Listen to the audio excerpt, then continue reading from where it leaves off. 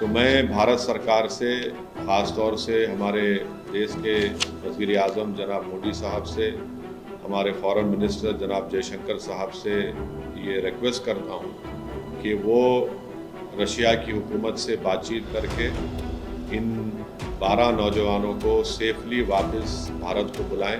क्या ओवैसी की बात मान गए मोदी? क्या पीएम मोदी के विरोधी ने मोदी को मजबूर कर दिया? नमस्कार दोस्तों, मैं हूं आपके साथ हर्ष भारद्वाज। कहते हैं कि युद्ध किसी भी देश को दशकों पीछे ढकेल देता है, लेकिन रूस और यूक्रेन का युद्ध लगातार जारी है जो रुकने का नाम नहीं ले रहा। जिसमें यह भी खबर सामने आई कि रूस की सेना में हिंदुस्तानियों की फर्जी भर्ती कराकर उन्हें युद्ध के मैदान में भेज दिया जा रहा है। और ये बात मोदी के विरोधी यानी AIMIM प्रमुख असदुद्दीन ओवैसी लगातार मोदी सरकार के सामने उठाते रहे। यहां तक कि बकायदा विदेश मंत्री एस जयशंकर को ओवैसी ने एक पत्र भी लिखा था जिसमें अनुरोध किया गया था कि नौकरियों का वादा कर रूस में कुछ एजेंट की ओर से कुछ लोगों को युद्ध में भेजा जा रहा है, उन्हें वापस लाने के लिए मोदी सरकार कदम उठाए। तो मैं भारत सरकार से, ख़ास तौर से हमारे देश के वज़ीर-ए-आज़म जनाब मोदी साहब से, हमारे फ़ॉरेन मिनिस्टर जनाब जयशंकर साहब से ये रिक्वेस्ट करता हूँ कि वो रशिया की हुकूमत से बातचीत करके इन 12 नौजवानों को सेफली वापस भारत को बुलाएं। इनके परिवार के लोग बहुत परेशान हैं।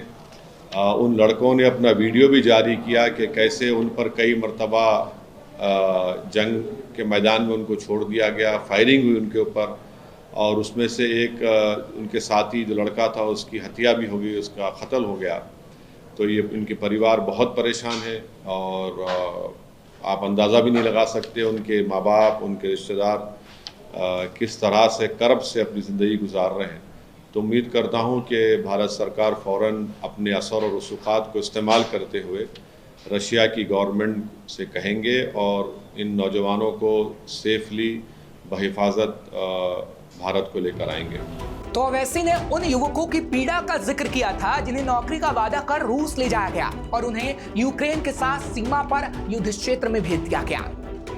जिसके बाद रूस की यात्रा के दौरान प्रधानमंत्री नरेंद्र मोदी ने इस मुद्दे को जोरदार तरीके से उठाया और रूस ने सभी भारतीय नागरिकों को जल्द सेवा मुक्त करने का वादा किया। और रूसी सेना में इस वक्त भारतीय नागरिकों की संख्या लगभग 35 से 50 की बताई जा रही है, जिसमें से 10 को पहले ही वापस लाया जा चुका है। और रूसी सेना में भारतीयों के फंसे होने का क्या है मुद्दा? पिछले कुछ महीनों में ऐसे कई मामले सामने आए हैं जिनमें भारतीयों को अच्छी नौकरी या पढ़ाई का झांसा देकर रूस भेज दिया गया था और वो यूक्रेन के खिलाफ लड़ने लगे। युद्ध में अब तक कम से कम 4 भारतीय नागरिक मारे जा चुके हैं। यही कारण है कि भारत सरकार ने ऐसी भर्ती पर तत्काल रोक लगाने और रूसी सेना में लड़ रहे भारतीयों की जल्द रिहाई का मुद्दा रूस के सामने उठाया। ये मामला कैसे आया सामने? इसी साल मई में केंद्रीय जांच ब्यूरो ने धोखा देकर और रूसी सेना में भर्ती कराने वाले मानव तस्करी नेटवर्क से जुड़े 4 लोगों को गिरफ्तार किया था।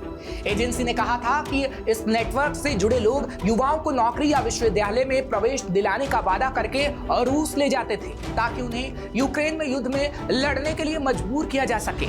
सीबीआई ने मार्च में बताया था कि इस तरीके से लगभग 35 पुरुषों को ठगा गया। युद्ध में मारे गए 2 भारतीय व्यक्तियों के परिवारों ने कहा कि वो सेना में सहायक के रूप में काम करने की उम्मीद से रूस गए थे, लेकिन उन्हें युद्ध के लिए भेज दिया गया और फिर सोशल मीडिया पर भी इसकी काफी चर्चा होने लगी। वहीं भारत के अलावा अन्य दक्षिण एशियाई देशों में भी ऐसे तस्करी नेटवर्कों का खुलासा हुआ। श्रीलंका ने कहा कि उसके कई सेवानिवृत्त सैनिकों को रूस यूक्रेन युद्ध मोर्चे पर सेना में सेवा करने के लिए अच्छा वेतन, नागरिकता और अन्य फायदे देने का वादा करके ले जाया गया, जिनमें से कुछ को युद्ध में भेज दिया गया। वहीं नेपाल ने कहा कि कई युवा बेरोजगार नेपालियों को एजेंटों द्वारा अवैध रूप से रूसी सेना में भर्ती कर रहे हैं, जिन्होंने उनसे वीजा के लिए भारी रकम वसूली थी। यही कारण है कि नेपाल ने जनवरी में रूस और यूक्रेन के लिए वर्क परमिट जारी करना रोक दिया था। भारत ने कैसे सुलझाया मुद्दा?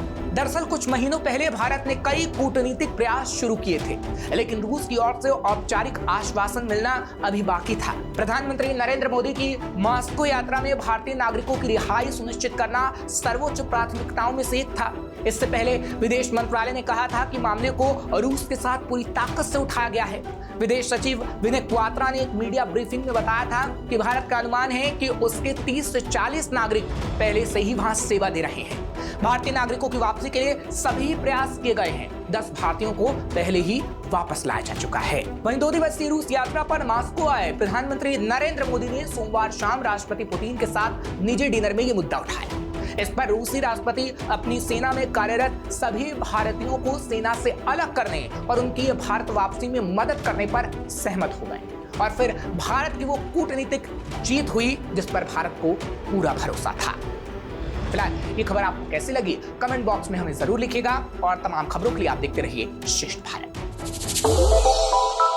श्रेष्ठ भारत पर खबरों से जुड़े रहने के लिए चैनल को सब्सक्राइब और लाइक करें, बेल आइकन दबाएं और देखते रहें श्रेष्ठ भारत।